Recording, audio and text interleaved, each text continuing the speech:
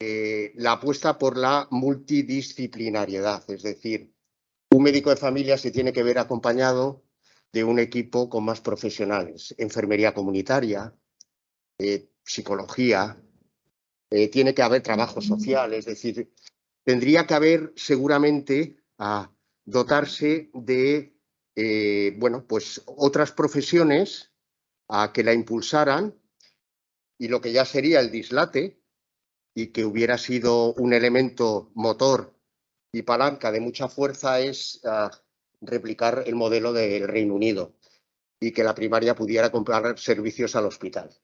Entonces, la primaria sí que se hubiera hecho autónoma y hubiera tenido realmente mucha más fuerza.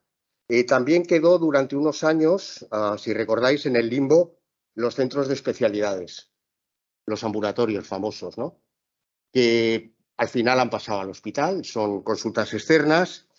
Por lo tanto, sumarizando, posiblemente la partida la ha ganado el hospital. Y ahora tenemos una atención primaria que la población la aprecia, que solo ayer en Madrid la utilizaban 500.000 de personas al día, y una tensión enorme después de estos 2 años de pandemia, con unos profesionales que se han visto muy, muy tensionados, con unas agendas de trabajo brutales, ¿no? Entonces, bueno, pues se han identificado a lo largo de estos 40 años carencias, desde mi punto de vista como usuario y como analista, pero viendo los toros desde la barrera, que lo mío es relativamente fácil. A mí me hubiera gustado que la atención primaria se hubiese hecho cargo con mucho más liderazgo de todo lo que llamamos lo sociosanitario, y que se coordinara mucho más, y lo hemos visto con la pandemia, con las residencias. Es decir, tenemos población muy envejecida, tenemos muchas personas con varias patologías, muchas de ellas dependientes y muchas de ellas que requieren cuidado residencial. Entonces, la atención primaria podía haber seguramente liderado esta parte de la asistencia sanitaria. Y luego, pues lógicamente, darle más medios, es decir, un médico de atención primaria para que resuelva problemas de salud, y puede resolver muchos, pues tiene que tener un mínimo de tecnología, lógicamente, y una respuesta ágil, ¿no? Pues pides una analítica, a las 24 horas tienes la respuesta, puedes hacer una ecografía, porque de esta manera haces los diagnósticos, retienes al paciente y no lo lanzas al hospital, ¿no? Y eso pues está costando. Luego también otra de las, digamos, áreas de mejora sería meterse a fondo en prevención de la enfermedad y en promoción de la salud. Es decir, son actividades básicas de un médico de familia y comunitaria. Es decir, este campo yo creo que tendrían que haber entrado mucho más, de una manera mucho más fuerte, con la idea en la cabeza de que la salud viene determinada por un montón de cosas, y la menos importante de ella es el sistema sanitario. Y sin embargo, la graduación por clase social, los ingresos, la educación, hay otra serie de elementos que configuran más el binomio salud-enfermedad, ¿no? Y luego tener muy presente que siempre opera la ley del cuidado inverso que describió Julian Tudor-Hart, ¿no? La APS yo creo que tiene, pero vamos a hablar de todo esto y vosotros sabéis mucho más que yo, que sufre un exceso de burocracia, que tiene recursos limitados, y bueno, la primera mesa, que además la hacemos en homenaje a nuestro amigo Carlos Campillo, que era un epidemiólogo clínico. Un epidemiólogo clínico es una persona que se pone al lado de la bata blanca para ayudarle a resolver sus preguntas. Y eso lo hacía Carlos de maravilla, de maravilla. Y de hecho, no sé, siempre me decía, no, es que yo estoy en el hospital. O sea, yo no quiero estar en la consejería y no. Yo en el hospital porque los médicos se me acercan y me hacen preguntas y a mí lo que me gusta es ayudarles a resolverlas y cómo me planteo una hipótesis de trabajo y cómo la llevamos a cabo y cómo puedo monitorizar esto y lo otro y lo demás allá. La verdad es que demostró una gran sensibilidad y yo creo que la salud pública es sobre todo en la práctica médica, epidemiología, ¿no? Y él sabía muchísimo. Bueno, yo creo que hemos procurado confeccionar un programa que al menos toque elementos que nos parecen cruciales, con el sesgo este que tenemos de quizá ir de lo general a lo particular, de empezar con algo que nos parece esencial, como es la formación de los profesionales, un trabajo que vamos a presentar en la primera mesa, interesante, que todavía es parcial, porque, a ver, tenemos que mejorar nuestros sistemas de información. Es clamoroso que, bueno, pues que llevemos un año y medio pidiendo unos datos para cerrar el trabajo y que no los tengamos. Es decir, es una cosa que no tiene ni pies ni cabeza, ¿no? Y esos datos están recogidos y, bueno, oiga, si usted no lo hace, pues abra la base de datos y los investigadores nos ponemos a trabajar, ¿no? En fin. En cualquier caso, empezamos con la especialidad, empezamos con la importancia de la formación y con un mensaje en positivo, es decir, la atención primaria tiene que ser una especialidad querida por el que aprueba el MIR. Y lo deseable sería que no quedaran vacantes y que los primeros números cogieran familia, porque es una especialidad preciosa para los que hemos estudiado medicina, junto a medicina interna, yo diría que es la medicina, ¿no? El resto son subespecialidades que aportan, bueno, sí, conocimiento en algunos sistemas, pero no con esta visión holística y comprensiva que puede tener la medicina de familia. Bueno, luego vamos a hablar de decisiones compartidas, vamos a hablar de mejora por comparación, que nos parece que es muy importante a la hora de medir el impacto en salud, de las intervenciones sanitarias. En fin, hemos procurado hacer un programa que esperemos que le resulte de interés. Le hemos puesto muchas ganas y esfuerzo. Y bueno, pues por último, yo quería, como siempre, pues agradecer a quien nos dejó este legado, que es al doctor Jordi Colomer, que nos dijo, Juan, deberíais continuar con esto, yo ya me he cansado. Y bueno, pues como uno todavía es un poco Quijote, se deja convencer y aquí estamos. Por lo tanto, pues nada, muchas gracias y bienvenidos. Consejera, cuando quieras. Gracias, Joan.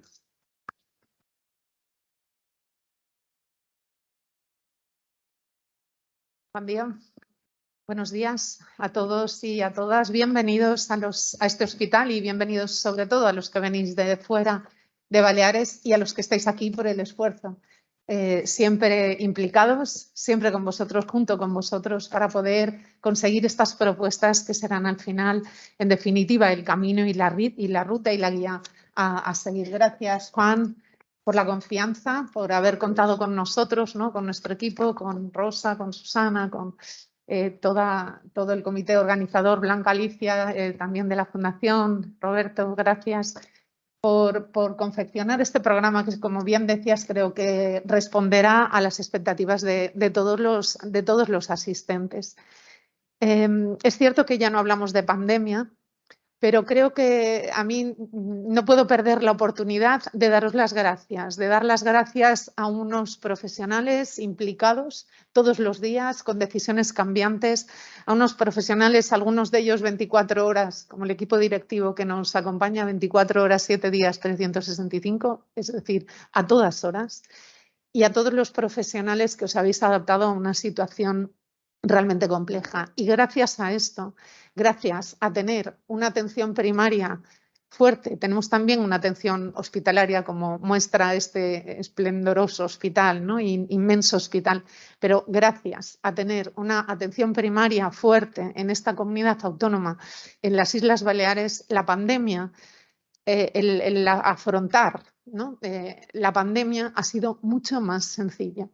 En ningún momento, excepto en 2 malos momentos, y nos acompaña también la gerente del hospital del área de salud de Ibiza y Formentera, Carmen, en 2 momentos lo pasamos bastante mal en Ibiza. Lógicamente no tenemos los mismos recursos, pero podemos decir que los hospitales nunca han estado colapsados y la atención primaria han sido los guerreros, los peones, los que realmente habéis estado en primera fila, en primera línea para luchar contra la pandemia. El tener de las menores tasas de mortalidad, letalidad, la segunda más baja de toda España, y una incidencia, yo creo que más contenida que en otras comunidades autónomas, es gracias a vosotros.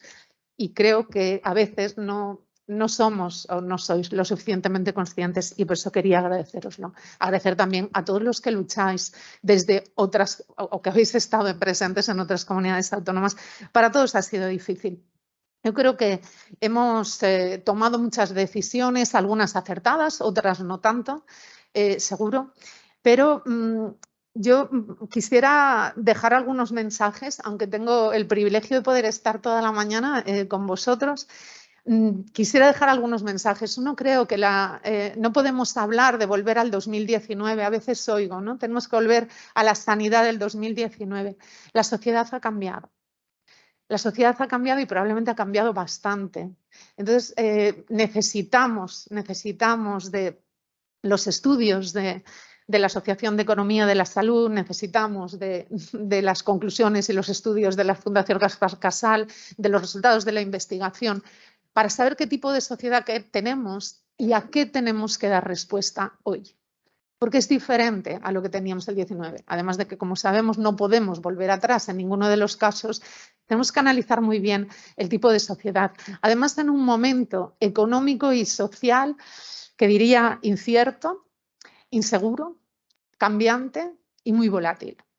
Por lo tanto, es complejo, ¿no? Pero los que estamos aquí, quería poner una imagen que finalmente no me dio tiempo, quería poner una imagen del mar y un barco. Porque para nosotros, viviendo en una isla, como comprenderéis, es fundamental el poder, el mar, ¿no? El mar es nuestro aliado, el mar nos une a la península, como decimos, y nos une al resto del mundo. Entonces, como nos gusta, a los que nos gusta el mar, sabemos que antes de salir, aunque sea en una tabla de pádel surf como hago yo, tenemos que saber dónde vamos a llegar, dónde queremos llegar. Y eso también es muy importante, porque a veces vemos a las organizaciones con proyectos deslavazados, haciendo cosas, ¿no? Pero no estrategias, no realmente proyectos. Y cuando sabemos dónde queremos llegar, tenemos que trazar el rumbo. Y tenemos los mecanismos, porque los tenemos. Y nosotros, los políticos, los gestores, tenemos el GPS, ¿no? Pero después están todo el resto de tecnología a disposición, como tenemos ya en atención primaria. Tenemos un plan estratégico realizado, hecho después de la pandemia, con un análisis ya distinto, o durante la pandemia, me atrevería a decir, un plan estratégico participado de todas las comunidades autónomas. Tenemos un plan de inversión del Ministerio de 172 millones de euros para reforzar toda la tecnología de atención primaria, seguir reforzando. Entonces, esos serían los instrumentos de navegación. Pero luego, evidentemente, el barco serían nuestros centros, serían esas infraestructuras que comentabas, Juan, que es cierto, hemos construido muchos porque queríamos ser muy accesibles a la población, porque la atención primaria es el nivel más eficiente, no es la base de la pirámide, es la base, el centro y la punta de la pirámide, porque está siempre cerca de las personas. Entonces, yo creo que se han tomado decisiones políticas a veces poco acertadas de poner muchos centros muy cerca de las personas, ambulancias casi en cada uno de los centros. Es decir, y ahora el otro día hacía, si me permitís la broma, que me decían, tendríais que asumir desde el personal de servicios sociales. Y digo, tenemos un peligro que sería montar una hemodinámica en la residencia de Laguna Nova de la tercera edad que está aquí en la esquina. Tenemos ese peligro, ¿no? Desde salud. Pero por eso la política sanitaria es importante. Y luego necesitamos lo más importante para poder llegar a puerto, que son los profesionales. Y los profesionales, con vuestro trabajo y vuestra implicación, conseguís mover el barco y guiar y seguir guiando ese rumbo. Por eso hay que contar con vosotros y hay que contar con los ciudadanos y hay que contar también con los pacientes. Yo estoy segura que llegaremos a buen puerto. ¿Tenemos dificultades? Sí. ¿Tenemos amenazas? Sí. Para mí la mayor. Y bueno, esto es una confesión personal, pero la más importante en estos momentos es la falta de médicos de familia. Esa para mí es la mayor amenaza en estos momentos. En esta comunidad autónoma, cuando empezamos en el 2015, recuperamos parte de los residentes que no se habían sacado las convocatorias anteriores, y en el 2019 dijimos, no vamos bien, ya habíamos hecho ese análisis de cuántos se jubilaban y claro, necesitamos más profesionales. Bueno, tomamos decisiones, doblamos el número de residentes, pasamos de 20 a 40 en el 2019. Claro, yo hablaba estos días con el gerente, las directoras de atención primaria y yo decía, pues qué bien, Antonia decía, qué bien, el año que viene se jubilan 20 y pico eran y salen 40 residentes, bien. Y me dijo, no te olvides de todos los que faltan hoy. Claro, entonces vamos a estar 3 años para poder recuperar, teniendo en cuenta de que además tenemos que ser atractivos para nuestros residentes para que se queden aquí a trabajar, que creo que lo somos. En el último estudio de la Organización Médica Colegial, pre-pandemia, éramos la comunidad autónoma que más fideliza a los residentes, a los profesionales y que los médicos consideran más atractiva para trabajar, la primera de España por encima del País Vasco. Y quiero, a gran distancia además, y quiero presumir de ello por algunas voces críticas que a veces dicen que la gente no viene a Baleares a trabajar. Por tanto, los que sois de fuera, todo esto yo lo he pensado. Que a lo mejor cuando acabe la jornada os planteáis quedaros aquí, nosotros estaremos encantados de que os quedéis. Esa para mí es la amenaza más grande. Como he tenido la suerte de ser enfermera de atención primaria y de seguir siéndolo, soy muy joven en atención primaria, no sé nada, no sé casi nada porque he estado muchos años aquí en el hospital y en los hospitales y poco tiempo en primaria y no sé nada casi de primaria, pero sí mi máximo reconocimiento a todos los profesionales, pero sobre todo porque a los demás probablemente los conozco más, a los médicos de familia, sois los agentes más cercanos de los ciudadanos. Entonces, tenemos que ser creativos porque vamos a pasar unos años difíciles, no vamos a tener profesionales en todo el país y hay que pensar en cómo afrontar esto. Y como debilidad mayor, hablaría de las demoras que tenemos ahora mismo en atención primaria. Pero también tenemos grandes fortalezas como nuestros profesionales, con la formación, una formación siempre preocupados en seguir avanzando. Si vierais el otro día, bueno, vais a tener la oportunidad de escuchar a nuestras directoras, ¿no? Pero si vierais cómo Antonia Ruca, directora médica de atención primaria, me explicaba el proyecto de ecografía de esta comunidad autónoma, no que haya ecógrafos en todos los centros, sino el programa de formación, con una ilusión decía, ahora ya vamos a hacer ecografía cardíaca porque ya hemos hecho la pulmonar, que nos ha ayudado en la pandemia, porque ya estamos haciendo la musculoesquelética, la cantidad de médicos interesados en formarse y fisioterapeutas también y enfermeras también se están formando ya en ecografía, gracias a personas pues, que son ese motor impulsor, ¿no? O el orgullo que puedo sentir cuando oigo a nuestro Joan Llovera decir que esta comunidad autónoma es la tercera en publicaciones indexadas de todo el país, la tercera. Eso significa por encima de comunidades muy grandes, en volumen, número de publicaciones totales, números absolutos. La tercera del país quiere decir por encima de comunidades muy grandes, de muchos miles de profesionales. Bueno, pues esto es Baleares, por lo tanto, las fortalezas y las oportunidades que tenemos también con el Ministerio y la apuesta creo que es es patente, ¿no? Y luego por parte de la Consellería, y para acabar, sí que me gustaría deciros cuál es nuestro compromiso. Ha sido evidentemente incrementar en más de 700 profesionales sanitarios durante estas legislaturas, el aumentar la inversión un 37%, el dedicar un 23% del presupuesto del Servicio de Salud a atención primaria, el 500 millones, la partida más grande con la farmacia comunitaria, la partida más grande de todo el gobierno balear. Nuestro compromiso en los próximos años es seguir apostando de la misma forma, incrementando la inversión, incrementando la apuesta por la atención primaria para tener esa atención primaria fuerte. Conseguirlo con una escucha activa. Tenemos que escuchar mucho más a los equipos, a los profesionales y a todas las personas que nos rodean para construir esa atención primaria con una amplia participación, como decía.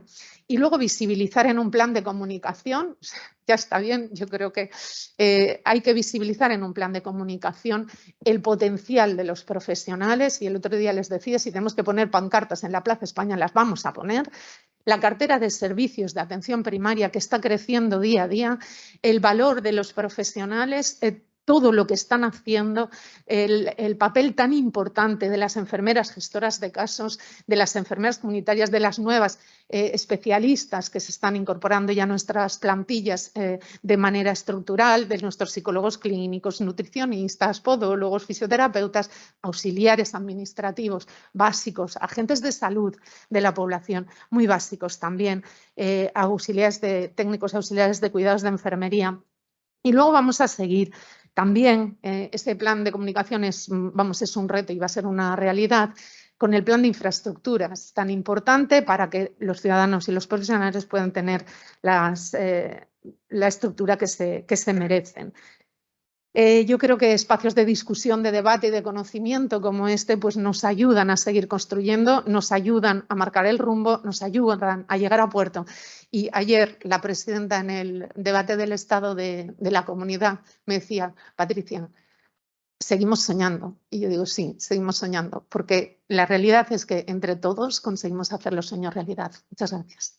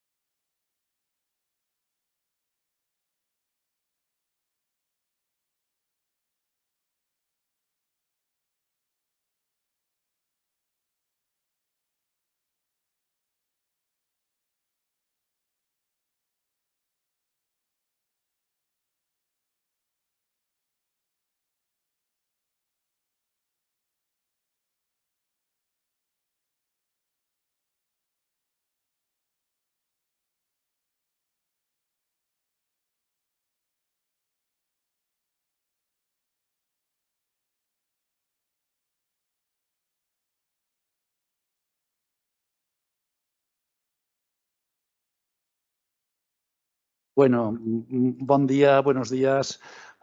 Muchas gracias a Juan del Llano y Fundación Gaspar Casal por organizar conjuntamente con la Consellería de Salud y con el Servei de Salud de les Illes Balears esta jornada sobre atención primaria y por invitarme a participar en ella, pues moderando esta mesa. Mirar, presidir esta mesa dedicada a Carlos Campillo hoy aquí es tremendamente emotivo para mí. No miento si les digo que hubiera preferido no tener que hacerlo. ya que esto hubiera significado que Carlos seguía aquí entre nosotros, sentado entre el público o tal vez impartiendo él mismo alguna de las ponencias, como tantas veces había hecho. Carlos nos dejó hace unos meses de manera muy prematura y rápida, como aquel que dice sin avisar. Y con él se fue un amigo, un colaborador, una persona brillante, siempre dispuesto a ayudar a todo aquel que le solicitara soporte metodológico, asesoramiento, opinión, incluso conversación por la problemática social existente. Persona muy formada, con gran criterio, siempre preocupado por el desarrollo de nuestra sociedad a todos los niveles y siempre dispuesto a contribuir con sus conocimientos, que eran enormes, a incrementar los niveles de calidad de nuestros servicios sanitarios, a lo cual todos aspiramos. Y si él creía que no tenía estos conocimientos, no dudaba en aportarnos otros profesionales, los traía incluso de Estados Unidos, para que nos ayudaran en nuestro quehacer, ¿no? Los que le conocimos y trabajamos en algún momento con él, le echamos en falta y nunca, nunca olvidaremos sus enseñanzas. Y es precisamente en una mesa sobre atención primaria donde podemos poner más de relieve su figura, por cuanto la gerencia de atención primaria fue su primer destino cuando decidió regresar a España, integrándose en el gabinete técnico que lideraba primero Gaspar Tamborero y posteriormente yo mismo, y donde el gerente era Josep Pomar, hoy gerente de este hospital. De atención primaria de salud se plantean múltiples reflexiones en estos últimos años, algunas de ellas negativas, que si el modelo está agotado, que si los profesionales están exhaustos, pero muchas otras positivas, destacando su papel principal como agente de salud del paciente, o mejor dicho, del ciudadano. Yo, por supuesto, me quedo con estas últimas, convencido, como estoy, de que si nuestro país obtiene los resultados en salud que obtiene al compararnos con los países de nuestro entorno, es precisamente en gran medida por la implantación de atención primaria de salud tal y como la conocemos en el Estado español. Dicho esto, es cierto, y no nos vamos a esconder, que hay problemas que deben afrontarse de manera valiente y afrontar las reformas que sean necesarias. La medicina de familia ya no es todo lo atractivo que era a la hora de escoger especialidad para hacer el MIR. Sin duda en ello influyen múltiples factores que tendremos ocasión de comentar. Las condiciones laborales, no solo las económicas, probablemente se han quedado rezagadas al compararnos con los compañeros del nivel hospitalario. El número de pacientes a los que hay que atender, que condicionan el tiempo disponible para cada uno, es otro de los problemas, yo diría que crónicos del sistema, del cual, además, no queremos renunciar a esa accesibilidad, con lo cual el punto de inflexión es complicado. El menor reconocimiento que tal vez tenemos los médicos de familia con relación a otros compañeros hospitalarios, tal vez vende más un gran cardiólogo con una gran técnica o un gran neumólogo que no un médico de familia con su fonendo, su bolígrafo y ahora últimamente con un ecógrafo. También el desconocimiento de lo que es atención primaria por parte de nuestros jóvenes compañeros que realizan sus estudios como factor importante que puede condicionar la especialidad a elegir. Son muy pocas las facultades de medicina, y ahora lo hablaremos, que impartan medicina de familia como asignatura troncal durante el ciclo de pregrado. Por cierto, nuestra joven Facultad de Medicina sí que la imparte, pero insisto, son pocas. Y aquí tengo que hablar de Joan Llovera, ya lo ha mencionado la consejera, porque también fue una de las personas que más luchó para que realmente se impartiera medicina de familia en nuestra facultad. Bien, pues para hablar de todo ello, yo no voy a extender mucho más. Tenemos a dos ponentes de categoría. A mi izquierda, Remedios Martín Álvarez, elegida recientemente presidenta de la Sociedad Española de Medicina de Familia, SEMFIC, sustituyendo al también malogrado Salvador Tranche, gran profesional y que también nos dejó mucho antes de tiempo. Y a mi derecha, Jesús Millán Núñez Cortés, presidente de la Sociedad Española de Educación Médica, SEDEM. Remedios es especialista en medicina familiar y comunitaria, diplomada en metodología de la investigación y doctora en medicina en la rama de geriatría por la Universidad Complutense de Madrid. Médica asistencial en atención primaria desde hace 27 años, con media vida profesional en Madrid y la otra media vida profesional en Cataluña. En su vertiente formadora y docente es profesora asociada clínica de la Facultad de Medicina de la Autónoma de Barcelona y en el Centro de Salud con formación en materias de medicina de familia a más de 10 promociones de estudiantes. Y ha sido además directora de varias tesis doctorales centradas en medicina familiar y atención primaria. Gracias por estar aquí, Remedios. Jesús Millán Núñez Cortés es catedrático de Medicina Interna de la Universidad Complutense. Ha sido jefe de servicio de Medicina Interna del Hospital General Universitario Gregorio Marañón y jefe de estudios del Hospital General Universitario Gregorio Marañón. Actualmente es profesor emérito tanto en la Universidad Complutense como en el Servicio Madrileño de Salud. Director de la Cátedra de Educación Médica Fundación Lilly, Universidad Complutense, editor de la revista Educación Médica, director de 94 tesis doctorales, autor de más de 300 artículos científicos y de más de 600 comunicaciones, director y o autor de más de 50 libros, es enorme tu currículum, académico numerario de la Médico-Quirúrgica Española, fellow del Royal College of Physicians Londres, fellow del American College of Physicians Filadelfia. Y eso es un resumen. El doctor Millán nos va a presentar, va a realizar su ponencia y nos va a presentar unos resultados sobre la formación en medicina de familia en nuestras universidades en base a un estudio realizado en diferentes facultades. Y la doctora Remedios Martín, como presidenta de SENFIC, nos va a dar su opinión al respecto. Yo solo voy a lanzar un par de temas en relación a la formación en medicina de familia.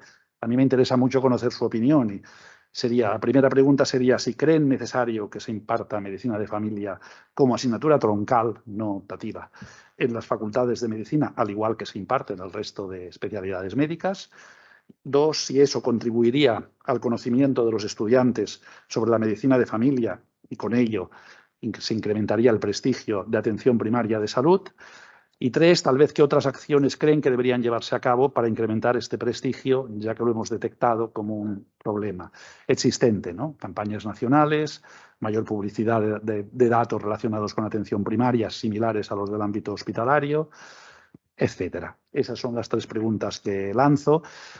Yo les rogaré que nos ciñamos al tiempo que tenemos una horita aproximadamente, y es importante ceñirse para que después el resto de mesas pues continúan influyendo.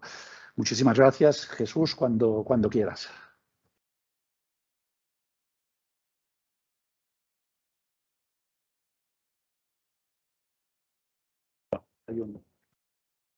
Aquí.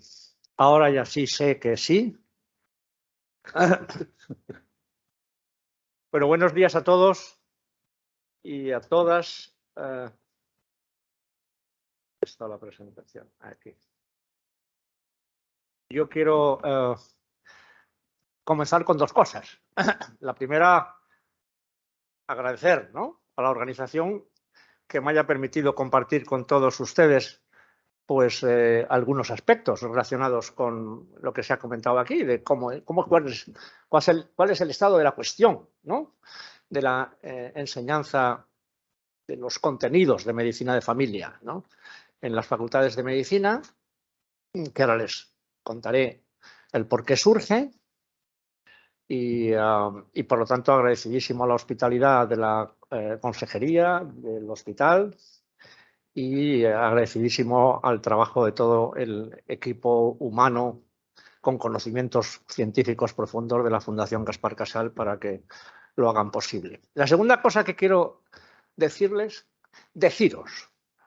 si me permitís que os tutee en esta segunda cosa, es que yo, como que se acaba de señalar, he sido, hasta hace bien poco, jefe del Servicio de Medicina Interna del Hospital General Universitario Gregorio Marañón. Un servicio, el servicio, no el hospital, solo el servicio, que hemos tenido 8.000 ingresos por COVID. 8.000 ingresos por COVID. Es decir, hemos sudado la camiseta como todos vosotros.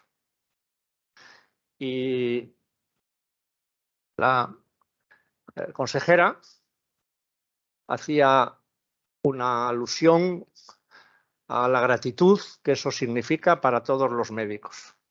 Yo, después de la pandemia, siempre empiezo mis intervenciones felicitando a los médicos. Estoy profundamente orgulloso de los médicos, de mis compañeros de pandemia. Estoy profundamente orgulloso. Como médico, estoy profundamente orgulloso. Pero es que estoy orgulloso como ciudadano, además, ¿no? Por lo tanto, felicidades. Y ahora vamos a lo que vamos, ¿no? Que es lo que me han encomendado, al fin y al cabo. No vengo... Bueno, ¿tenemos un problema? Seguramente tenemos un problema, ¿no? Ya se acaba de comentar, ¿no? Algunos aspectos de distinta índole. No es un problema con una sola variable. Esto tiene componente multifactorial. Bueno, vamos a intentar aproximarnos a la naturaleza del problema en cierta medida, ¿no? Porque cuando se dice, y nuestro moderador, que le agradezco infinitas las palabras, dice, bueno, la medicina de familia no parece que tenga un cierto atractivo, ¿no? No parece que tenga un excesivo atractivo, ¿no? Para nuestros médicos, para los egresados, ¿no? A la hora de elegir el MIR, etcétera, ¿no? Y, bueno, yo quiero aportar un poco el estado de la cuestión de cuál es el papel que ocupa, digamos así, los conocimientos de medicina de familia en los planes de estudio, ¿no? Por ver si efectivamente pues ese escaso atractivo se debe a que nuestros alumnos conocen poco el papel que tiene el médico de familia, conocen poco los contenidos de medicina de familia, etcétera. Podría darse el caso que efectivamente dice, yo es que no sé lo que es eso, no sé lo que representa, no sé esa visión que me estás contando, no la he vivido, no me la han enseñado. Pero como también hay problemas de otra índole, podría darse el caso de que el escaso atractivo fuera no porque no conocen la medicina de familia, sino porque la conocen, porque saben cómo se desarrolla ahora y cuáles son los problemas. La medicina de familia puede ser una especialidad grandiosa. Yo soy internista, como se acaba de comentar, pero si yo me reencarnara sería médico de familia. Pero claro, mira muchacho, esto es maravilloso como especialidad. Ahora, por favor, no te metas a medicina de familia porque las cosas están mal. Bueno, yo como internista hospitalario, mi visión académica la puedo aportar, pero no la otra. Y eso es lo que se trata fundamentalmente, ¿no? Bueno, ¿qué sabemos de esto hasta ahora? Bueno, hay dos estudios que son de cierto interés. En el año 2015, la Conferencia Nacional de Decanos de Facultades de Medicina hace un estudio de cómo está la situación, ¿no? Y en el año 2020, el Consejo Estatal de Estudiantes de Medicina hace otro estudio. Les sumarizo, ¿no? Algunos de los datos. De la Conferencia de Decanos del año 2015, 39 facultades de medicina, la enseñanza teórica de medicina de familia, de los contenidos de medicina de familia. No olvidemos nunca una cosa que no tenemos que perder de vista. La Facultad de Medicina no está para formar especialistas. En la Facultad de Medicina no formamos médicos de familia. No. Lo mismo que no formamos otorrinos, pediatras o cardiólogos. No. Hay que enseñar determinadas cosas y contenidos que permitan al egresado luego optar pues, por distintas especialidades. Pero no podemos decir que es que no se enseña la especialidad en las facultades de medicina. Claro, no se enseña esa como no se enseña, yo qué sé, otras especialidades, ¿no? Hay que formar cardiólogos. Yo tenía un profesor de cardiología que llegaba a la clase de cardiología, daba la clase de cardiología, pues un módulo. Pues, al final le tuvimos que decir a la delegada, oye, haz el favor de aclararle una cosa, que nos ha convencido a todos para que seamos cardiólogos, pero por favor que no vuelva a clase, porque la perspectiva del alumno es distinta a la perspectiva de un especialista en formación. Bueno, era obligatoria en el 88% de las facultades, y optativa en el 11%. Y en total dedicaban 10 créditos, 10,4 para ser exactos, entre teoría y práctica de medicina de familia. El estudio del Consejo Estatal de Estudiantes de Medicina. Lamentablemente, yo creo que esto es hay que lamentarlo. Señalaba en el año 2020 que, digamos, los contenidos de medicina de familia se agrupaban en los últimos años. Yo creo que esto es un error. Seguramente a la medicina de familia el estudiante tiene que acceder bastante antes que no en quinto o sexto, ¿no? Seguramente, ¿no? Bueno, con una media que encajaba con los datos. 9 créditos FTS, 9,5 créditos FTS. 43 facultades de medicina fueron encuestadas entonces, ¿no? Por cierto, hasta, como pueden ver ahí, hasta un 25% aproximadamente de las facultades de medicina tenían rotatorio rural, estancia rural, ¿no? Lo cual yo creo, ¿no? Ustedes son los especialistas, pero yo creo que eso es importante. Bueno, después de Bolonia, ¿cuál es la situación después de Bolonia y después de los planes de estudio? Bueno, a la Sociedad Española de Educación Médica y nos pusimos en contacto con la Fundación Casal, pues a ver cómo podemos abordar esto, cuál es el estado de la cuestión, cuál es la situación actual. Y estos son los datos del estudio que yo les voy a presentar, en los cuales están implicados la Sociedad Española de Educación Médica, la Fundación Gaspar Casal, el Instituto Optinometre, que es la que ha elaborado digamos así, explotado los datos, la Conferencia Nacional de Decanos de Facultades de Medicina, la Facultad de Medicina del País Vasco es una de las que más han impulsado este estudio. Y luego hemos tenido la fortuna de contar con Sergio Minué, de la Escuela Andaluza y de la Organización Mundial de la Salud, por algún aspecto que también luego comentaré. El objetivo, vamos, sencillo y claro, ¿no? Conocer a grandes rasgos el estado de la docencia de la medicina de familia y comunitaria en el grado de medicina. Haciendo la implantación, conociendo las características de la enseñanza, incluso recabar finalmente pues la opinión acerca de la docencia y los elementos que se requieren para desarrollarla, etc. No me voy a entretener mucho en la metodología que ustedes se la pueden imaginar. A través de la Conferencia Nacional de Decanos, de su comisión permanente y de la Secretaría Técnica, enviábamos una encuesta, luego se recogían los datos, se tabulaban, se explotaban los datos, se analizaban, los analizábamos entre todos. Hemos hecho un análisis, digámoslo así, lo más ortodoxo y objetivo posible. Luego las interpretaciones de esos datos, pues cada uno haga lo que considere oportuno. Se envió a las 43 facultades de medicina a la sazón. Allá son más, porque facultades de medicina florecen y 35 facultades de medicina, 81% es lo que es. Bueno, la mayoría de las facultades de medicina se agrupaban que contestaron, me refiero al cuestionario, o sea, se agrupaban entre Madrid y Cataluña. Baleares contestó, Baleares contestó.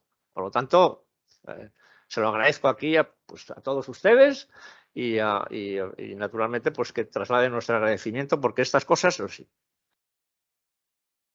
El 75% aproximadamente eran universidades públicas y el 25% aproximadamente eran universidades privadas.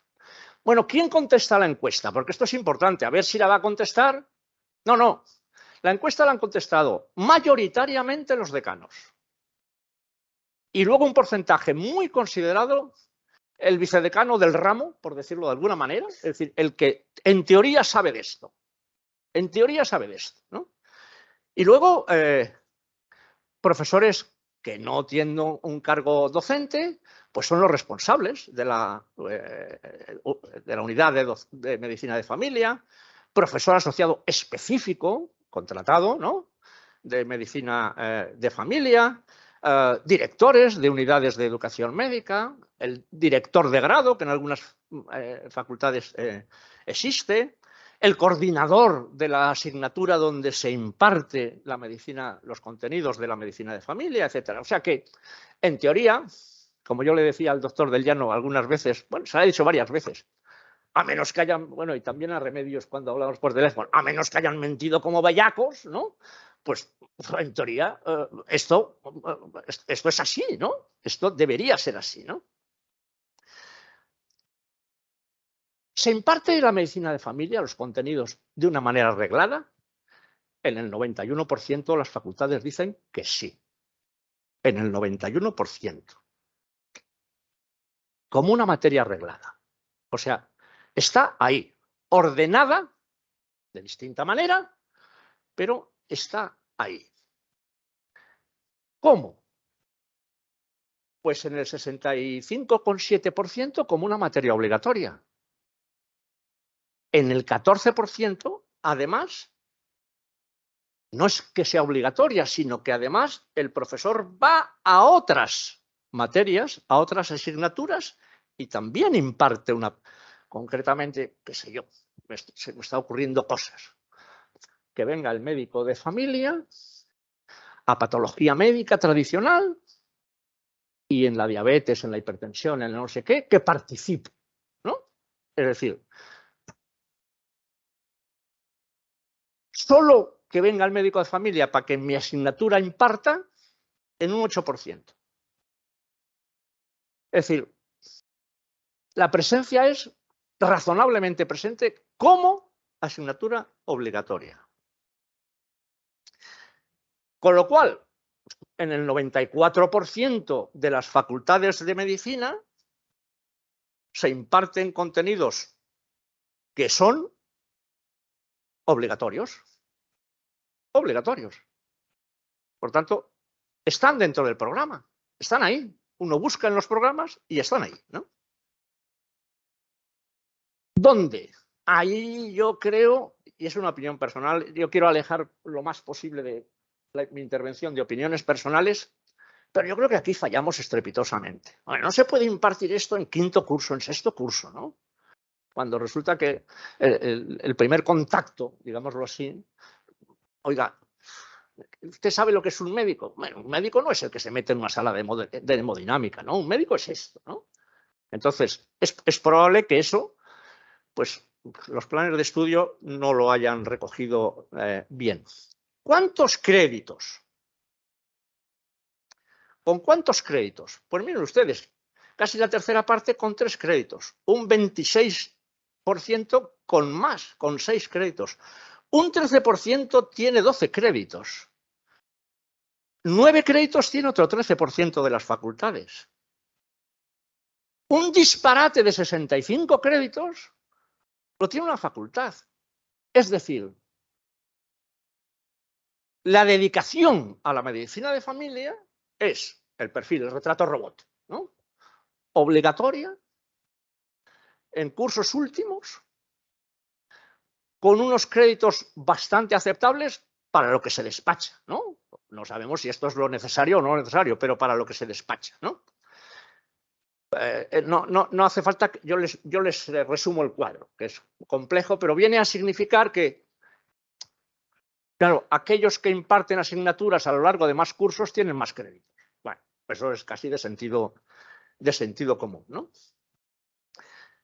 4 meses, 6 meses, 5 meses, es decir, desde un mes, 22 días lectivos, un mes, día arriba, día abajo, hasta 42 meses. O sea, la variabilidad es enorme, eso sí, ¿no?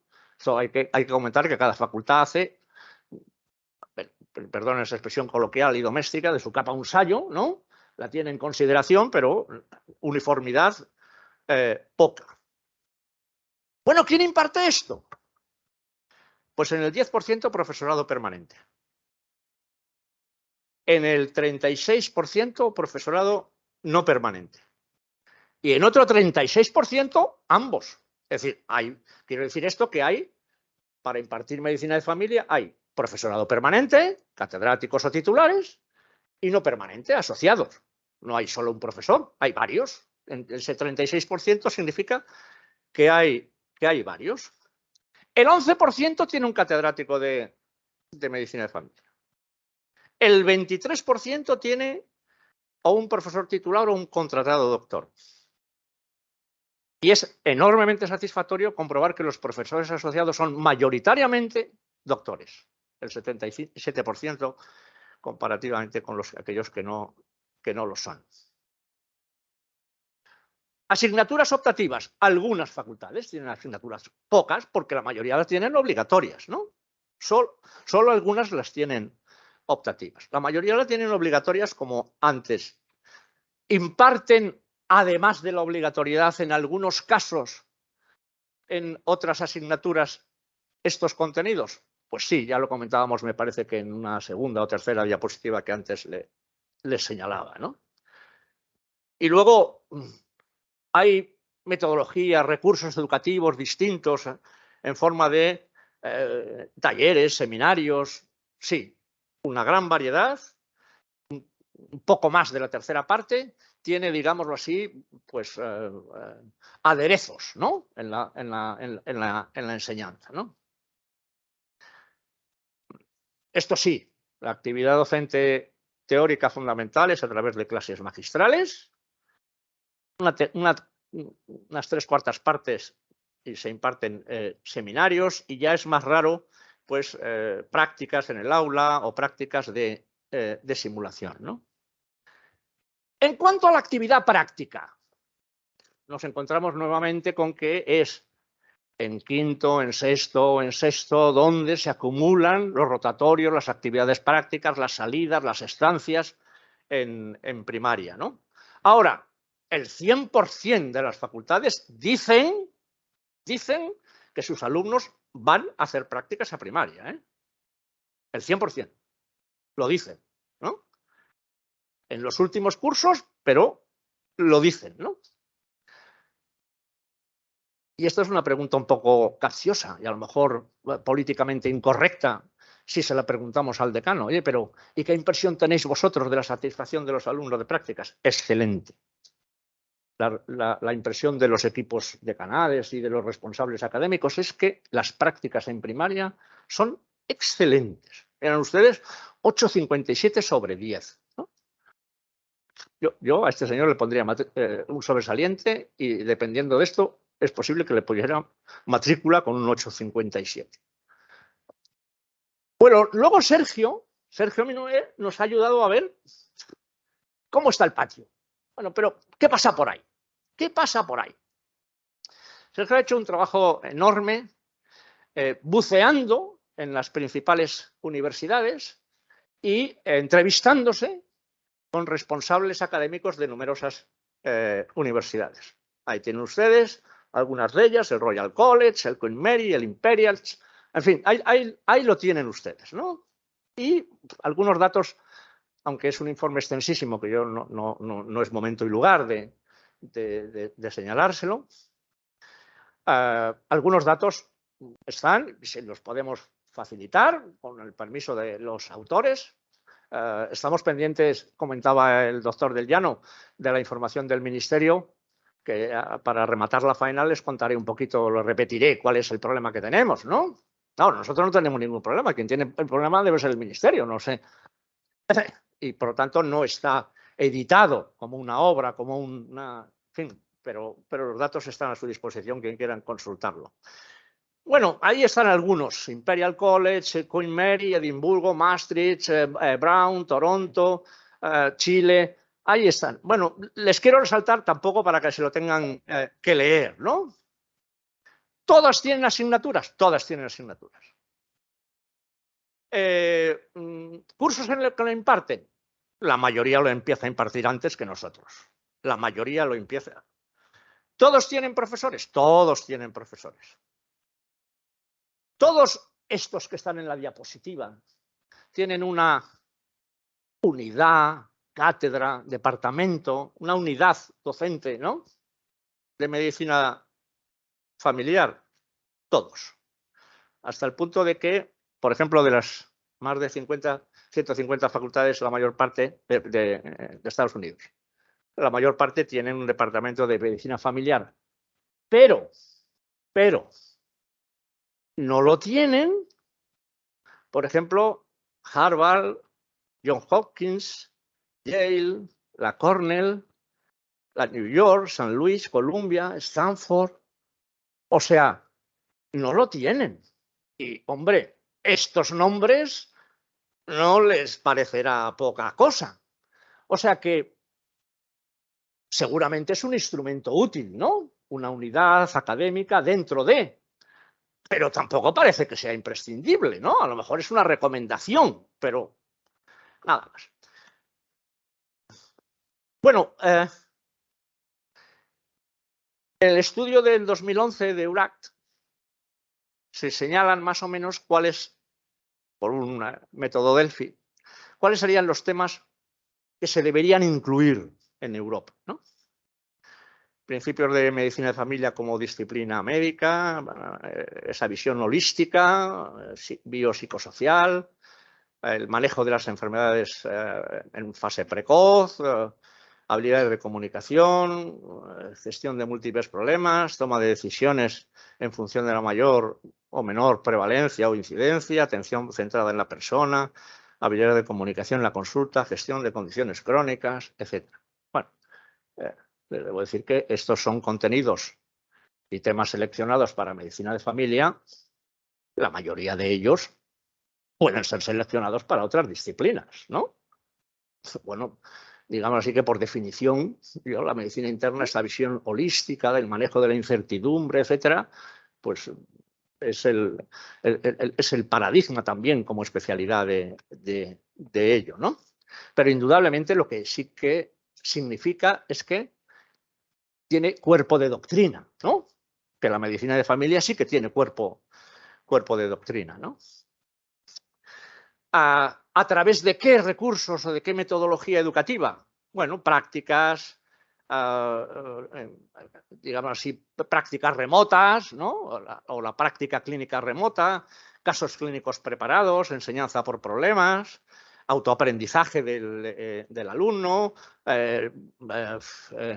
guías y registro de la actividad a través de portafolios. Bueno, son metodologías docentes incorporadas después de Bolonia en la mayoría de los planes de estudio. Recomendaciones del 2020. Bueno, pero todo esto, ¿cuánto debería durar? Pues dice en el primer año que tome contacto una semana, en segundo y tercer año 1 a 3 semanas y luego otras 2 a 3 semanas. Bueno, esto, recuerdo, ¿no? Supera, pero no grandemente, a la dedicación que dicen nuestras facultades que hacen. Ahora, son bastante distintos en cuanto a la longitudinalidad, ¿no? De la enseñanza, ¿no? Que nosotros cargamos en los últimos cursos y las recomendaciones que desde el principio.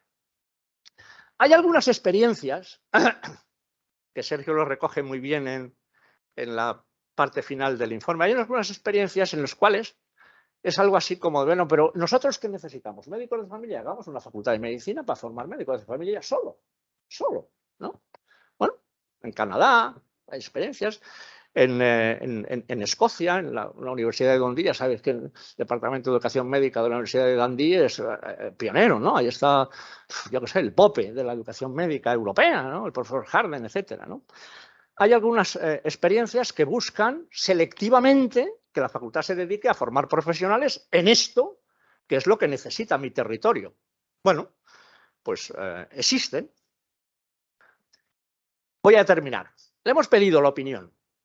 Después de esto, le hemos pedido la opinión a los equipos al de la encuesta.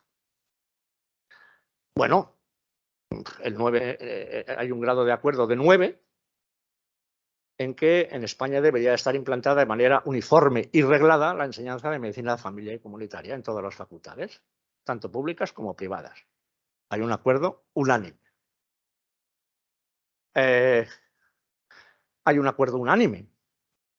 Por si fuera poco, el Ministerio nos ayude a reforzar esta idea y elevar al Ministerio esa propuesta. Vigile usted en los planes de estudio, a la hora de verificar los planes de estudio, a la hora de modificar los planes de estudio, de seguir, cuando usted vaya a auditar, bueno, aquí os falta esto o no les falta, ¿no? Hay un gran acuerdo, ¿no? En que las facultades de medicina, afortunadamente, cuentan con los medios materiales y técnicos para cubrir si se implanta en todas las facultades, ¿no? Y no hay, bueno, hay acuerdo en que no hay suficiente profesorado, en que hay profesorado, pero que no es suficiente en este momento, ¿no?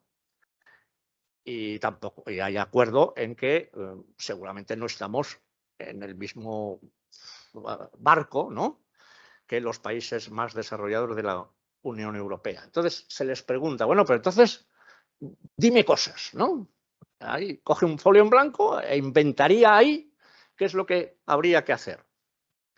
Miren ustedes, por definición, se tenga o no se tenga, al margen de que ya he dicho que la obligatoriedad está presente en los...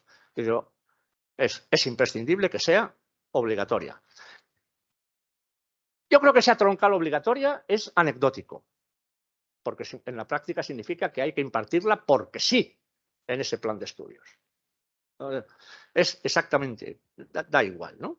Incluso proponen más créditos de los que a día de hoy, como comentábamos antes, pues son los que tiene que haber y crecer el profesor vinculado, que tiene que vigilarse muy bien el papel de los tutores de prácticas, es decir, de aquellos que no son profesores vinculados o no son contratados, ¿no? Que las prácticas se tienen que alargar a lo largo del currículum de las asignaturas, que hay que definir claramente los objetivos docentes a la hora de que el alumno pase por medicina de familia, por un centro de salud, uniformando los contenidos, ¿no? Que está bien eso que hacen algunas facultades, de que vaya el médico de familia, qué sé yo, con la médica para explicar en comandita el problema de la diabetes, o con el geriatra para explicar en comandita el problema de la pluripatología y de la comorbilidad, etcétera, ¿no? Que debe haber profesorado propio, y también todo el mundo lo dice, y esto se nos olvida, que el profesorado tiene que estar preparado, ¿eh? Pero no solamente para el médico de familia, sino para todos. El profesor es un profesional de la docencia y, por tanto, tiene que estar preparado. Se puede ser un gran médico y no un buen profesor. Lo mismo que se puede ser un gran investigador y no un buen profesor. Y al revés. Se puede ser un buen profesor y ser un desastre como investigador, ¿no? Por tanto, hay que prepararse. Hay que prepararse. Y, por lo tanto, los centros de salud tienen que ser auténticamente universitarios, ¿no? No hay un acuerdo sobre la conveniencia o no de los departamentos de educación médica. Sí hay un acuerdo en que la administración debe de facilitar el trabajo docente. Y luego hay algunas opiniones sobre, no, tenemos que aumentar la relevancia en el examen MIR para que si el alumno se dé cuenta que me van a preguntar de esto y yo, bueno, como decía antes, yo pongo lo que han dicho, sin opinar, ¿no? Por lo tanto, y termino, ¿tenemos un problema? Sí, tenemos un problema. Ahora, ¿cuál es la naturaleza? Hombre, yo creo que en parte es académica, pero hay otra parte que no es académica, ¿no? En este problema, que es de índole asistencial, organizativo, estructural, como ustedes lo quieran llamar, y que yo conozco poco y por eso no me voy a atrever a opinar, ¿no? Muchas gracias.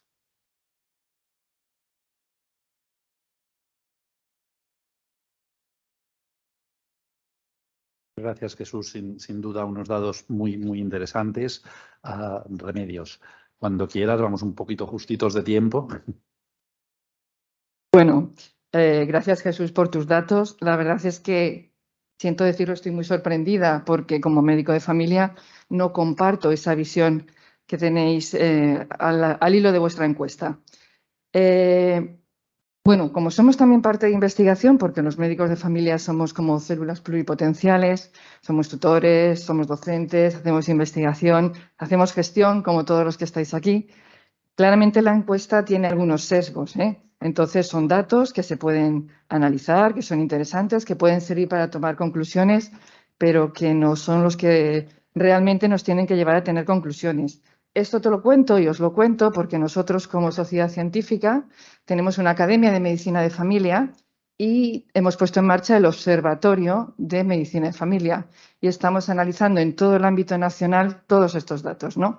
No en 35 universidades, sino las 42 que hay, públicas, privadas, qué créditos tienen la asignatura de Medicina de Familia, que no está tan instaurada como dicen en esta encuesta los decanos. Y eso de que la media, según este estudio, salía que era 9,6, la media no puede ser 9,6. Aquí en la Universidad de Islas Baleares sí que tenéis 12 créditos. La Universidad Autónoma de Barcelona, donde estoy yo, 14, la de Vic 9, pero es que la gran mayoría tiene 3. Luego las medias están un poco sesgadas. Tiempo de rotación, 46 meses. Es posible que haya ahí una coma que se ha colado, ya eran 4,6 meses, porque 46 meses no puede ser. Más que nada porque ya os digo, mirando los planes de estudio de las universidades, así va saliendo. Y luego hay otras que ni tan siquiera tienen la asignatura. Entonces, por ejemplo, la Complutense de Madrid no tiene asignatura de medicina de familia. Sí tiene rotaciones, pero no tiene asignatura. Entonces, bueno, es una foto muy, muy interesante que cruzaremos con el estudio del observatorio que os comento. Y que os invito a todos a venir a Donosti, al Congreso Donosti que haremos en mayo, donde allí, junto con Jesús, podremos presentar el resultado del observatorio con los resultados de este estudio de la conferencia de decanos. Dicho esto, bueno, la verdad es que la única manera de que los estudiantes conozcan qué es la medicina de familia, y siento decirlo, es impregnar la medicina de familia de médicos de familia. De médicos de familia que, por supuesto, están capacitados, porque la gran mayoría de los médicos de familia somos tutores, y como tutores tenemos una vertiente formativa. Y como tutores tenemos que hacer formación, y como tutores tenemos que hacer unas estrategias innovadoras en formación que nos lleva a ser buenos profesores académicos. Solo hay 2 catedráticos de medicina de familia en España. 2. Uno en la Universidad de Girona, recientemente, Rafael Ramos, y otro en la Universidad de Elche, Vicente. Ay, le iba a decir Vicente Ortún, se me ha olvidado el nombre. ¿Qué quiere decir esto? Que nos están intentando convencer de que la medicina de familia está en la universidad y no es verdad. Y los que estamos en el territorio y somos asistenciales lo conocemos. Entonces, mientras no demos este cambio y enseñemos a todo el mundo cómo está realmente la medicina de familia, no podremos dar el cambio e intentar entrar dentro de las universidades. Dicho esto, entrar en la universidad es dificilísimo porque es como si fuera un castillo del siglo XVIII. O sea, la ANECA no permite a los profesionales acreditarse por muchas publicaciones que tengas, por mucho que hagas. ¿Cuántos médicos de familia publican en un Q1? Pues hombre, los que están en la Jordi Ligurina, que tienen la suerte de hacer investigación, o los que tienen algún instituto de investigación próximo, pues lo pueden tener. Pero si no, pocos. Con lo cual ahí tenemos otro pequeño escollo que tendríamos que ir superando, ¿no? Y sobre todo no es decir, es que los estudiantes van a rotar con los médicos de familia. No es solo que roten, es que tengan la asignatura. Y ir en comandita a dar otras asignaturas no es que los médicos de familia saben tratar la diabetes, los médicos de familia saben tratar la neumonía. Cuando yo le pregunto a mis estudiantes, ¿y quién trata una neumonía? El neumólogo. ¿Y la neumonía adquirida en la comunidad? No, el médico de familia. Digo, es que esas son el 80% de las neumonías. Luego, quien tiene que explicar en la universidad la mayoría de las patologías son los médicos de familia con otros especialistas, porque no todo lo que explican los especialistas después se lleva a la primaria y viceversa. Dicho esto, a los especialistas que están en el hospital les invitaríamos a que viniesen a primaria. Se sorprenderían y posiblemente no sabrían tratar la mayoría de las patologías que tratamos nosotros. Pero sí que es verdad que estamos en un momento muy difícil, porque el sistema está en un momento muy, muy delicado. Las costuras de la primaria están a tensión y eso dificulta las cosas. Pero hay soluciones y las soluciones las tenemos que encontrar entre todos y es el momento de dar la vuelta al sistema. Y ya no hay vuelta atrás, o sea, volver al 2019, como decíamos, no es volver al 2019, es avanzar hacia el 2050. Y eso significa cambiar muchas cosas. La primaria tiene que cambiar como un modelo distinto y ser atractivo tanto para los estudiantes como para los residentes, como para los profesionales que estamos ahí un poco ya cansados de trabajar de una manera que no es la nuestra. Y todo pasa porque trabajemos con prácticas de valor. Y todo esto cuando lo contamos parece como, no, pero si hacéis prácticas de valor, por supuesto que las hacemos, que nadie lo dude. Pero sin embargo hacemos muchas cosas que no tendríamos que hacer. Y eso hace que al final se sobrecargue todo tanto que la gente entre en la rueda del desánimo. La rueda del desánimo donde estamos los médicos de familia. Bueno, algunos, no todos estamos en la rueda del desánimo, ¿eh? En la rueda del desánimo están los médicos de familia. En la rueda del desánimo están los residentes, que están con los médicos de familia. Llegan los gestores y dicen que por qué están los médicos de familia en la rueda del desánimo y ellos también se desaniman. Llega el ministerio y lo mismo. Los políticos sacan rédito de que la medicina de familia esté como esté. Y más ahora que estamos en un momento complicado. Y todo esto es una rueda donde entran también los pacientes. Los pacientes también están cansados y enfadados con nosotros. Pero dicho esto, cuando los pacientes se enfadan, pero llegan a tu consulta y lo primero que te dicen sonriendo es cuántas ganas tenía de verte, cómo estás, te das cuenta de que no están enfadados. Lo que están enfadados es cómo está el sistema para no poder acceder a las consultas. Luego hay que cambiar el modelo y hay que cambiar el modelo, que lo estábamos hablando nosotros antes, y el modelo empieza por tener una figura imprescindible que nos salva la vida a todos los sanitarios, que son los administrativos sanitarios. Y ellos serán los que nos salven el modelo, porque ellos van a ser los que no cogen citas, sino gestionen demandas, gestionen necesidades. Y cuando gestionan sabrán si tiene que ir a la doctora Martín, o tiene que ir a Rosa y la enfermera, o tiene que ir a la trabajadora social, o habrá que apuntarlo en la agenda de una actividad comunitaria que sea de actividad física, o con el nutricionista, o con el logopeda. Hay que dirigir bien a los pacientes, porque siento decirlo, y es crítica de todos, hemos acostumbrado a nuestros pacientes a que todo lo hace el médico, pase lo que pase. Si se le pasa el papel de sellar el INEM, no, vaya usted al médico que le hagan un papel. Si va por la calle y se tuerce un tobillo y tiene que poner una demanda al ayuntamiento, no, vaya usted al médico de familia que le haga un papel. Y como estas os podría decir un montón de administrativas, pero luego las clínicas también es lo mismo. Si a uno le duele la garganta y no tiene fiebre ni nada, ¿lo tiene que ver el médico o lo tiene que ver un profesional? Porque eso es una práctica de valor más reducida. Bueno, pues todo esto se lo contamos a los estudiantes cuando vienen a nuestras consultas y nos dicen, ¿y qué hay que hacer para que lo cambiéis? Pero si es que es verdad, si es que es total. Se van encantados, claro, ¿cómo no se van a ir encantados? Porque les cuidamos, porque les enseñamos medicina, porque les llevamos a los domicilios donde ven realmente la patología, porque hacemos visitas familiares donde está la persona enferma o la persona con problemas y su entorno, porque ayudamos a solucionar esos problemas, porque diagnosticamos los problemas graves y derivamos rápidamente al circuito de enfermedades crónicas o enfermedades oncológicas. Y porque con un good feeling, cuando tú ves a un paciente después de 18 años, sabes si le está pasando algo o no. Y el residente te dice, o el estudiante, cuando dices, ostras, no me gusta. ¿Y por qué no te gusta?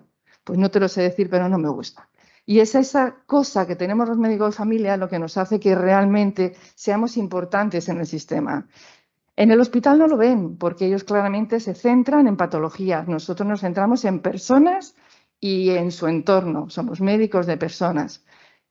Por eso siempre digo que deberían venir los médicos que hacen sus especialidades y las residencias en el hospital a primaria y ver las consultas de los médicos de familia, pero verlas de verdad, no las que tenemos ahora. Verlas sin burocracia, verlas sin estas prácticas que comentamos, y ahí es donde entra el sistema. Hay que hacer un cambio de sistema de calado para volver a ser médicos de familia de verdad.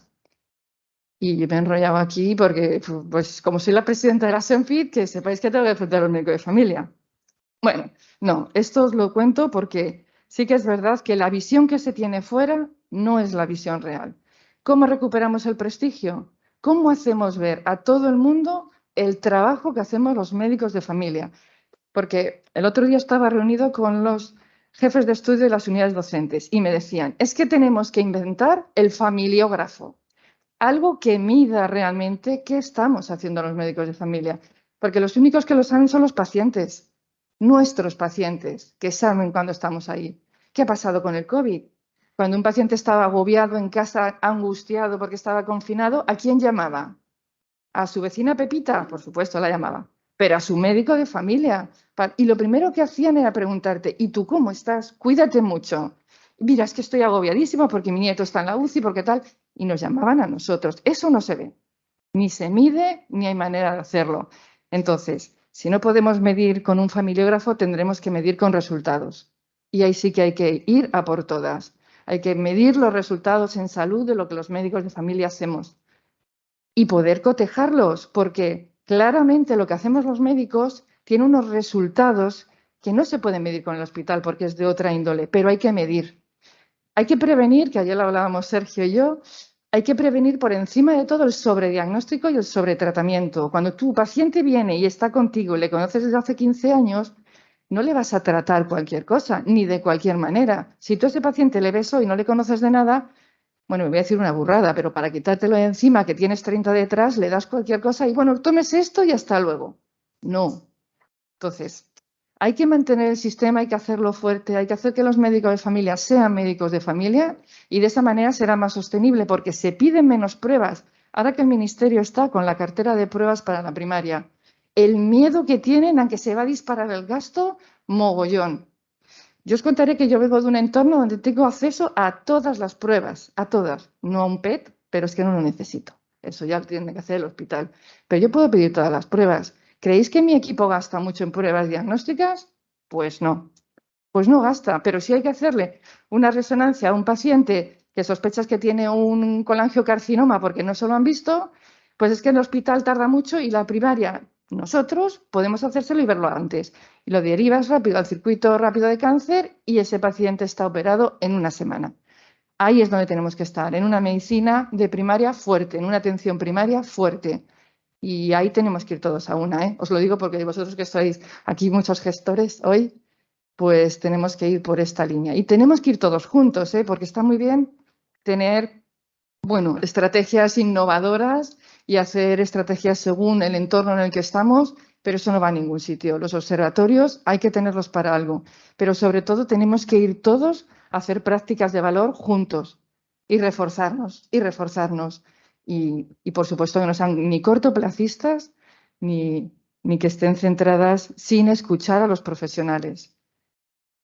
En ocasiones los profesionales de familia se quejan de que cuando les dicen qué tienen que hacer, cómo mejoraría la efectividad de su equipo, lo hacen salía el otro día en el periódico en La Vanguardia, a golpe de PowerPoint. Entonces se reían y decían, es que no se puede hacer gestión a golpe de PowerPoint. Se tiene que hacer gestión hablando con los profesionales y llegando a consensos. Con un PowerPoint a través de una conferencia virtual, lo único que haces es que el que está detrás lo vive todavía con más reactividad. Pero bueno, esto son estrategias que tenemos que hacer entre todos. Y no sé, Julie, que me he enrollado mucho. ¿Quién más tengo que contar? ¿Dónde me voy? Muchísimas gracias, Remedios. No, yo creo que está muy bien.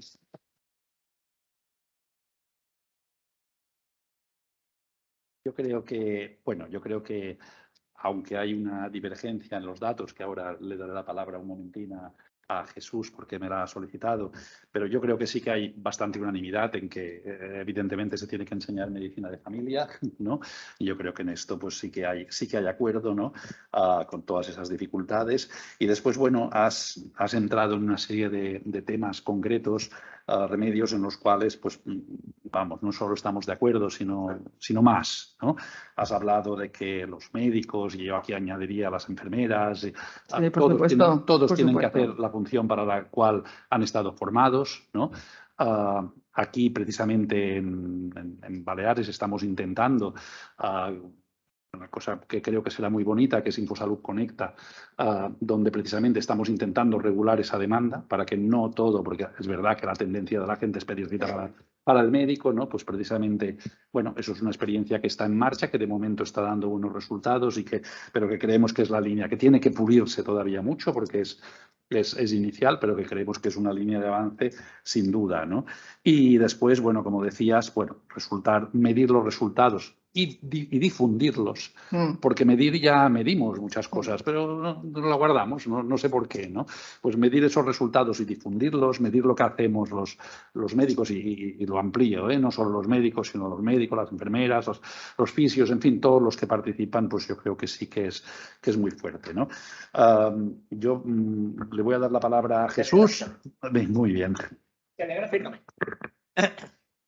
A ver, no voy a entrar en otras cosas porque sería inocente por mi parte y además una osadía. No voy a entrar en consideraciones de los problemas del sistema, de los problemas de la práctica, de la propia especialidad, de la propia identificación de lo que tiene que hacer o no tiene que hacer, o de las cosas que se le piden que no debería pedírsele, o que no se le piden pero que debería de hacer, porque no es el tema de la... sino aspectos relacionados con la formación en el grado, ¿no? Lo demás, pues además está en el programa, que van a haber sesiones pues, de todas y cada una de esas cosas que Remedios ha comentado. Bueno, que no estemos de acuerdo, por eso es por lo que me ponen a mí para esto y la réplica y tal. Pero yo voy a estar de acuerdo en una cosa. Bueno, no estoy de acuerdo, ¿eh? Y esto requeriría una mesa, ¿eh? No estoy de acuerdo que un tutor de residentes sea igual que un profesor universitario. No estoy de acuerdo. No, y no estoy jerarquizando, ¿eh? No, yo creo que tienen misiones distintas. A ver, si consideramos eso, seguimos considerando la docencia centrada en el que enseña. Y hay que considerar la docencia centrada en el que aprende. Y el que aprende o es estudiante de cuarto, de quinto, de sexto, o es un médico formado. Por lo tanto, el profesor, en términos entrecomillados, para un residente, no tiene que hacer lo mismo que profesor para un estudiante, porque las necesidades del estudiante residente son distintas. A menos que nos consideremos que no, yo soy el que sé lo que tú necesitas. No. Eso es del siglo XIX y mediados del XX. La docencia ya se centró en otra cosa que no era el profesor. No estoy de acuerdo en eso. Estoy de acuerdo en lo de ANECA. Absolutamente de ANECA. Entre otras cosas porque yo he sufrido, claro, porque he estado pues, en fin, en comités de evaluación, que la gente se cae y no es acreditada, no ya como titular, sino como contratado doctor, etcétera, por una serie de cosas. Pero también es verdad que habrá que exigir un mínimo, ¿no? El mínimo, lo que pasa es que tienen ahora es que es imperdonable que para los médicos clínicos, no solamente de primaria, sino del hospital, pues puedan acceder, ¿no? Yo me dedico a palpar abdomen y tal, no sé qué, y para publicar en New England tengo lo justo. Y estoy a medias de acuerdo, ¿no? No comparto una cosa, sí comparto otra. Estoy a medias de acuerdo porque los decanos lo dicen así, sobre lo de la asignatura, digamos así, específica, en sí misma, ¿no? Los equipos de... Yo entiendo que la sociedad de familia los decanos no se ponen de acuerdo, unos que sí, otros que no. Esto es como la parranda, ¿no? Pues no lo sé. Yo creo que el problema no es si tenemos una asignatura o no. El problema es cómo llevamos a la práctica la formación de esos contenidos, ¿no? Y finalmente, a mí me queda la pregunta en el aire. Yo también he comprobado que los alumnos que van a familia vuelven y dicen, de lujo, fenomenal, he aprendido lo que Remedios decía, ¿no? Los que se van encantados, ¿no? Se van encantados con ella, se van encantados conmigo, se van encantados, yo qué sé, no pondré ejemplos de universidades, pero luego no hacen familia, ¿eh? No hacen familia, me refiero al principio. Eso. Y de si puedo, voy a elegir otra cosa, ¿no? Que es lo que pasa en la práctica. Entonces, ¿estamos seguros que cuanto más cargamos las tintas en el grado, sensibilizamos más a los demás? Pues esta es la pregunta que no nos ha contestado todavía el Ministerio para saber si esas facultades que tienen los créditos son los que son. Habrán mentido, pero si esas facultades que tienen más contenido, sus egresados son los primeros que piden familia. Pues no tenemos los datos del Ministerio, estamos peregrinando desde hace 1 año y medio. A ver si el primero que pide familia es de esa facultad que lo tiene todo, o no, o es porque su novia vive allí, o yo qué sé, ¿no? Muy bien, muchas gracias, Jesús. A ver, 5 minutos por si alguien quiere hacer alguna intervención. 1 o 2 como máximo. Venga, adelante. No sé si tenemos algún altavoz para facilitarle y si no...